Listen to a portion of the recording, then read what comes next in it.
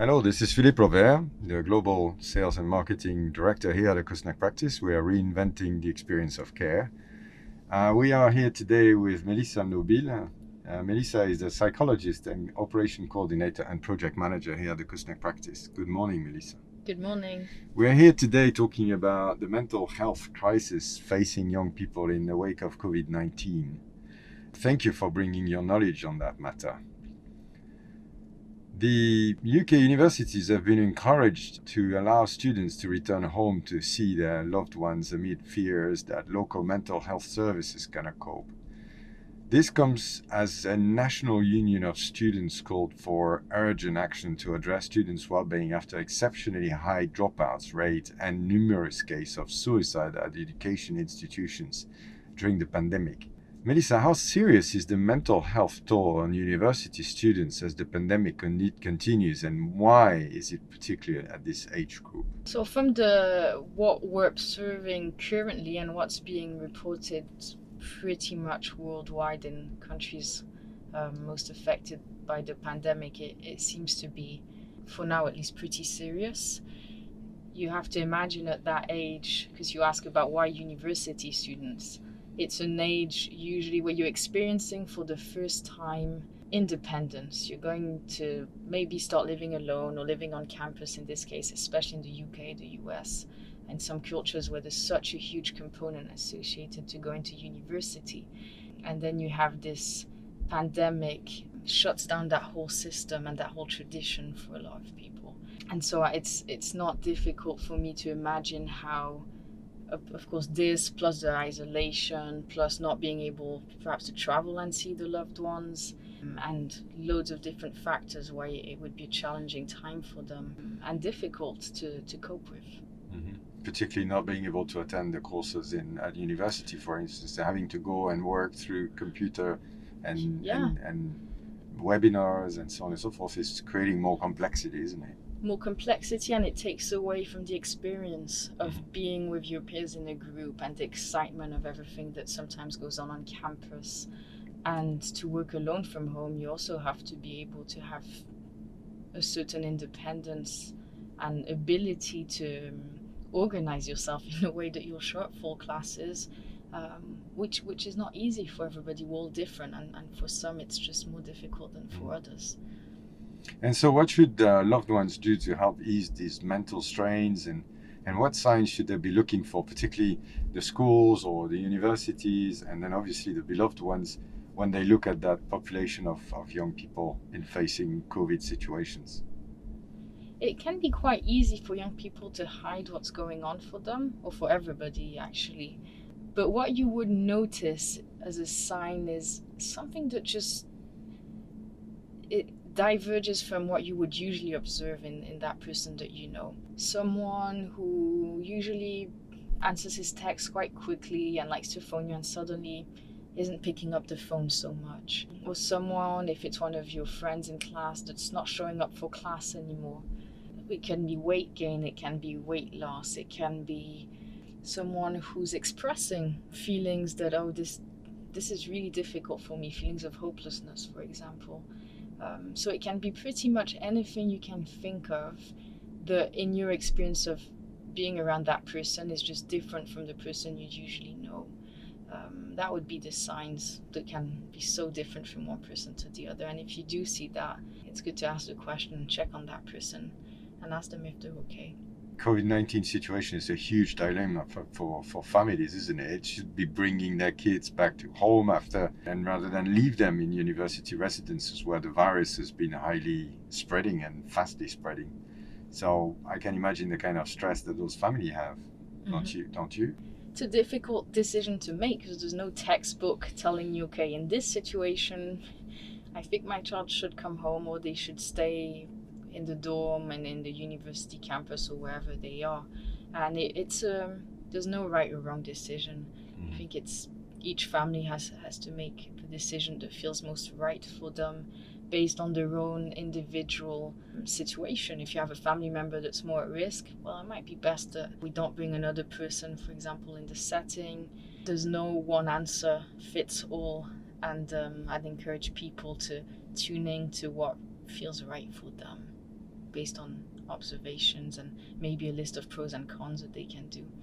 So we do have a lot of guidelines in that respect for the parents that we're working with on those kind of topics. Overcoming COVID-19, we have some guidelines that we can actually go along and implement.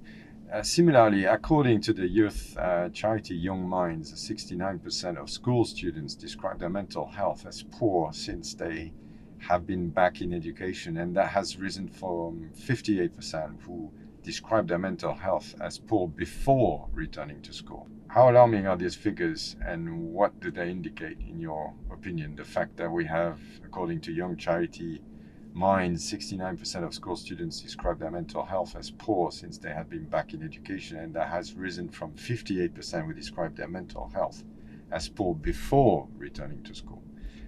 That's really interesting. So that there would be an increase in the mental health difficulties, although they're back in school, if I understand well. Well, the first thing I can say is we don't know for a fact. It's not because these numbers are reported that they indicate that it has anything to do with being in school versus not being in school. It could simply be the time frame at which the questions are asked, where we're further in the pandemic, and therefore there's other consequences. I'm not exactly sure when these numbers were reported, but in all cases, whether it's 58 or I think you said 69%, it remains alarming numbers, because that's more than 1 out of 2 children, if you take the time to let that sink in, that's having a difficult time, and that is alarming. Actually, it's more than 2 to 3. 2 to 3, if we really let that sink in. 2 in 3 feeling that bad coming back to school is obviously very worrying. Absolutely. And then still in those numbers, which are very interesting, going through, 40% of respondents say that there was no school counselor available to support students in their own school. Can you imagine? These figures are worrying and really emphasize the importance of family in helping ease the effect of pandemic on their children. Thinking there's no psychologist or no help in the schools that they've been in is quite unthinkable. So what kind of methods should family members employ then if they've got to substitute themselves to that kind of lacking psychology support? It depends if your child is struggling or not. So if everything's going well, it's business as usual, and you don't particularly need to substitute yourself or worry about it too much. It's if you're seeing that your child is having a difficult time and you can't access a resource of support in school, where I'd encourage you to seek professional support outside.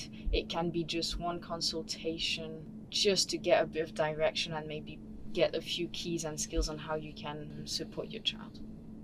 And almost a quarter of the respondents, 23%, so it's almost 1 in 4, said that there was less mental health support in their school than before the pandemic. It's really wild. Only 9% agreed that there was more mental health support. So what should schools and colleges be doing to address the mental health of their students, in your opinion? There's a lot of things schools could do. I think one thing that, as a psychologist, I would find helpful to get out there is encourage direction in the school to educate perhaps teachers on why this is a difficult time for children and teenagers, and to start building that understanding around, okay, what is the normal developmental process that adolescence goes through. I know I talked a little bit in the past, and why it makes sense that they're facing challenges, and it can start building that empathy, but it can also give a framework and a way of positioning them faced with a 15-year-old that's no longer coming to class and dropped out, and to start thinking, okay, what could be going on for them and how can we help them better? That would be a first step. And it can also be, I know of one school actually that opened they did 2 weekly groups for students where they could just come and talk about what they're currently experiencing with this pandemic and how they're struggling, and they get support from different teachers who are just also happy to be there for support, and it creates a sense of community, and it makes it okay to talk about these things. That could be a few things that schools could do. Yeah, indeed. Separate research from the Prince's Trust found that more than a quarter of young people felt unable to cope with life amid the pandemic, and almost a third had panic attacks. More than 1 in 3 young people said they'd struggle to think clearly. All these figures indicate that there is a potential mental health time bomb emerging among a generation of young people. Does it not? And how worrying is that? It's worrying. It's if we look at the timeline of this pandemic, during the first wave, we were in it. We were all hopeful that by the summer things would more or less go back to normal for our youth. And then there was the summer break, and we were trying to not think too much of what would happen next and just see what happens when it actually happens. And now we're in this second wave and third wave in some countries. We're seeing more and more that, yes, services in hospitals and clinics, in outpatient settings that treat, young below 25-year-olds, let's say, and children, they're seeing a huge increase in the demand. And we're in the midst of being able to put in place loads of different services that are going to be able to support our younger generation. And we're in the first wave, it appeared to me anyway, when I was reading the media, the news coverage, we weren't thinking too much of the mental health in general of people. We were in the crisis doing the emergency thing to get by.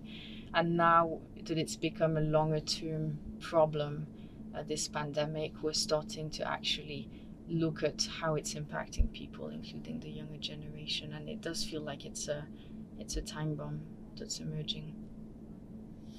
Thank you, Melissa. I was today here with Melissa Nobile. She's the psychologist, operations and coordination and project manager here at the Kusnak practice. Thank you very much, Melissa.